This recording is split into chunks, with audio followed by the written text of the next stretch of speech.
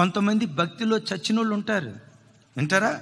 చర్చికి వస్తూనే ఉంటారు, సినిమాలు చూస్తూ ఉంటారు, చర్చికి వస్తూనే ఉంటారు, మంది వేస్తూ ఉంటారు, చర్చికి వస్తూనే ఉంటారు, రకరకాల దరిద్రపు కార్యక్రమాలు చేస్తూనే ఉంటారు.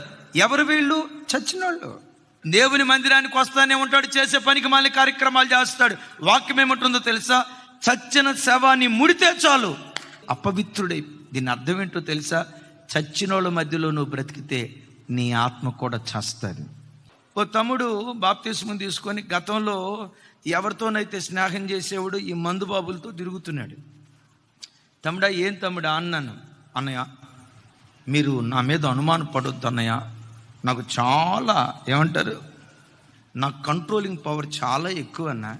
నేను చిన్నటికి అట్లా ప్రలోభపడినా, వాళ్ళు దాగినా నేను దాగను, నా కంట్రోలింగ్ పవర్ చాలా ఎక్కువ అన్నా, నేను అట్లా టెంప్ట్గానన్నా అన్నాడు. ఒరే నాయనా, దేవుని వాక్యం కంటే ఎవడు గొప్పోడు కాదు కదా. మోసపోకుడి, దుష్ట సాంగత్యము మంచి నడవడిని చెరిపేస్తని వాక్యంలో రాస్తుంది.